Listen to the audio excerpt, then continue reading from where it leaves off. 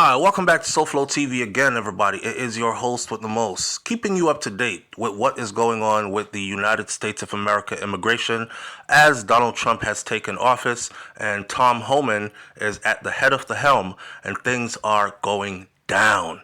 Remember when Donald Trump said he might use the U.S. military to accomplish these missions? Well, here we are. The U.S. military is being used, and we have proof. According to ABC News, U.S. military aircrafts arrived out 2 deportation flights. They actually carried out 2 deportation flights already to Guatemala on Thursday.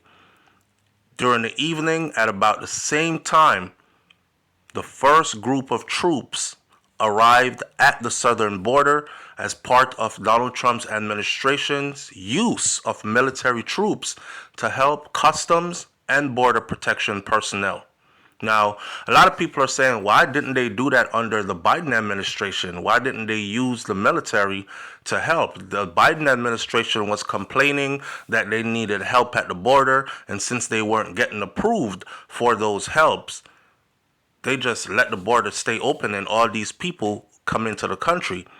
Well, how was Trump able to seal the border so quick, suspend all entry of all migrants, and get the help of the military to help to bring people back to where they came from?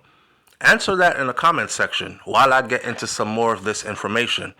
Both the White House and the Pentagon are both prioritizing news about the border mission. Now, with the Pentagon allowing only social media posts about the mission over the next 10 days while it carries out a worldwide refocus of its social media mission. Wow. The first of 1,500 Marines and Army personnel also began arriving on the border on Thursday evening, with Marines near San Diego arriving at the border wall with Mexico to lay down additional wires, the concertina wires, and prepare for the arrival of more troops, the barbed wires. The same evening, 2 U.S. Air Force C-17 aircrafts took off from Davis-Monthan Air Force Base in Tucson, Arizona, and Briggs Army Airfield in El Paso, Texas, carrying approximately 80 deportees back to their homeland in Guatemala. That must have been scary as hell for them, getting on those military aircrafts. Now, about 1,000 U.S. Army personnel, mostly military police units from a variety of U.S. Army bases, are headed to the location in Texas to assist the CBP personnel, though it remains unclear what they will be doing as part of their mission. The 1,500 troops, soldiers, they will not be engaging in law enforcement duties according to what we've been told, according to U.S. officials who also stressed the military personnel, they're only being sent to the border in support of the Department of Homeland Security, and that they will not have any interactions with the migrants that are crossing the border. I highly doubt that, because military personnel is not just going to sit there and watch people try to cross the border and not say or do anything. So for them to say they will have no interactions with migrants crossing the border, that remains to be seen. The first word of the C-17 deportation flight, that came from the White House, from the White House's X account. The first official video footage of the Marines at the border in San Diego was also posted on that same account later on in the day. Basically, they're doing their media rounds just to let people know that, listen, we talked about it, it's active, it's going down, we're doing it. The postings are an indication of how the Trump White House is prioritizing news of the border mission and is reaching a large audience through the sides of its social media accounts. Just as we promised, President Trump is sending a strong message to the world. Those who enter the United States illegally will face serious consequences, the official White House said. You could imagine sitting in your own country, right? Guatemala, for example, because they just sent a military plane C-17 back with 80 people from Guatemala. So you sitting there in Guatemala and you're thinking, I'm heading up through Mexico and I'm going to get into the United States of America. And then you look at the news or you look at Twitter, X, and you see your people getting marched, lined up and marched, shackled and chained onto a military aircraft and heading back your way with a message that if you come this way, this is what you're getting. I think this is going to change a lot of people's minds, honestly. Maybe I'll just stay home and do some farming. Maybe I'll just stay home and try to start a little business. Maybe I'll just stay home and struggle in my own land other than taking my chances and being treated like this.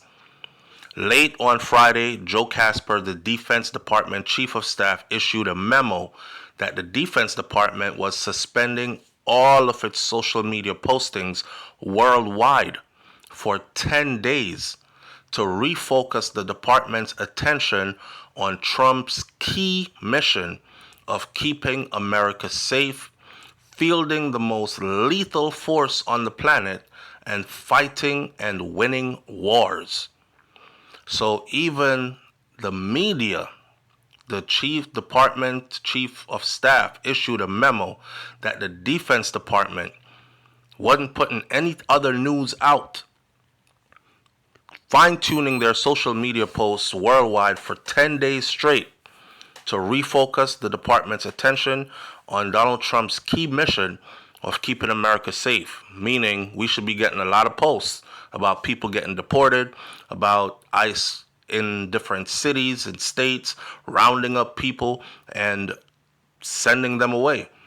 But a notable exception was made for posts about the military support mission along the southern border, which he labeled a top priority, letting the world know we have all the support in the world and we have our military who is backing us.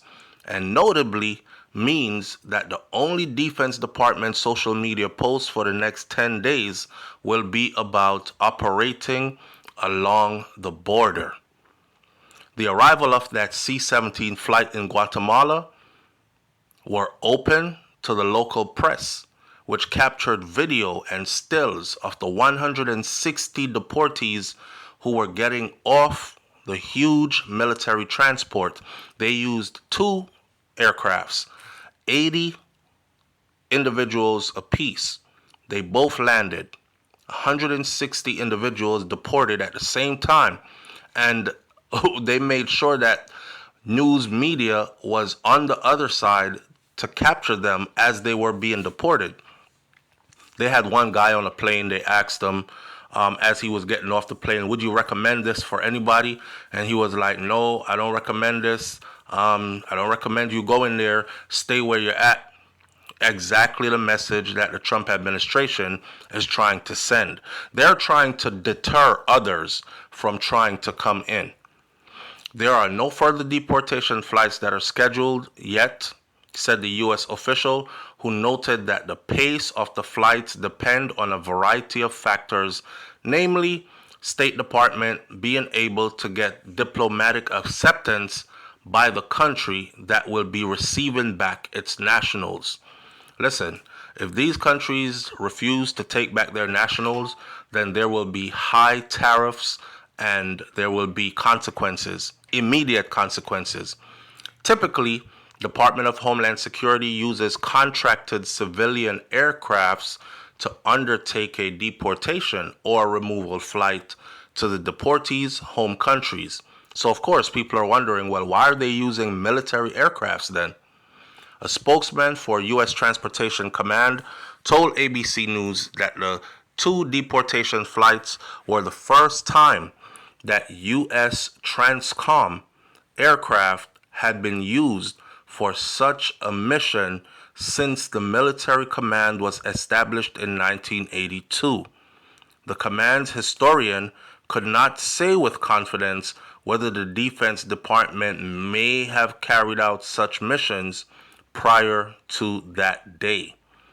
The National Guard Bureau said Thursday that it stands ready to provide further assistance to protect the border mission, where 2,500 federalized National Guard members have been authorized to provide support missions to the CBP since late 2018 during the first Trump administration.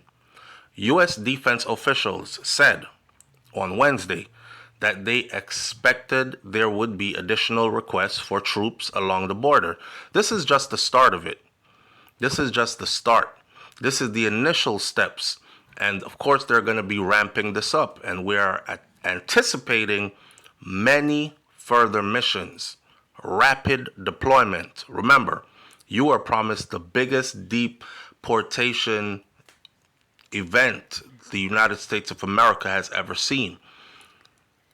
In anticipation of possibly being called upon to provide more soldiers, two U.S. officials told news media houses that the Army has preemptively placed high-profile units such as the 82nd Airborne Division, which is an infantry division, and the 10th Mountain Division, upstate New York, which is another infantry division, on standby in case they are needed on short notice.